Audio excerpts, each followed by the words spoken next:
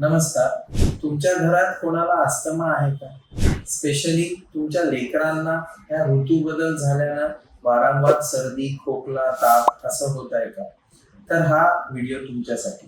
मी doctor भरत Toshniwal, adult आणि paediatric पल्मोनॉलॉजिस्ट म्हणजे मोठ्यांचा आणि लहान मुलांचा श्वसनाचा डॉक्टर, तोष्णीवाल हॉस्पिटल, डॉक्टर लेन इथे कार्यरत आहे. हा ऋतू बदल झाल्यानंतर ज्यांना अस्थमा आहे किंवा ज्यांना सर्दीचा त्रास आहे तो वारंवार होतो. तो का होतो?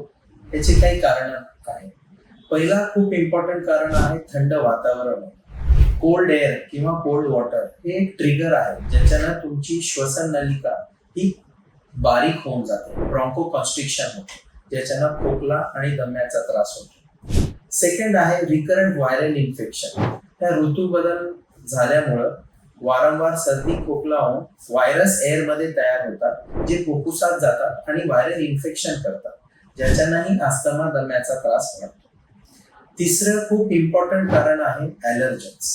या सीझन मध्ये पोलन्स म्हणजे झाडाचे सूक्ष्म कण आणि हवेत झालेल्या बदलामुळे फंगस हे हवेत वाढतं, ज्याच्यानं ॲलर्जी वाढते आणि हे ॲलर्जीचं अस्थमामध्ये रूपांतर होऊन तुम्हाला दम, सर्दी, खोकला हा त्रास होतो.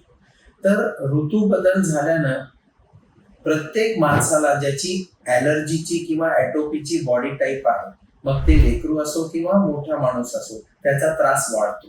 तर या दरम्यान तुम्ही काय करायला पाहिजे? जर तुम्ही ऑलरेडी अस्थमॅटिक किंवा ॲलर्जीचे औषधं तुम्हाला आहेत तर ते रेग्युलर तुम्ही यूज करायला पाहिजे.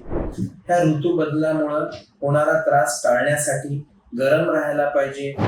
तुम्ही मास्क यूज करायला पाहिजे बाहेर जाताना. तुमचं इनहेलर किंवा नेझल स्प्रे जर प्रिस्क्राईब केलं आहे तर ते बिलकुल रेग्युलर घ्यायला पाहिजे. वॅक्सिनेशन हा खूप इम्पॉर्टंट पार्ट असतो.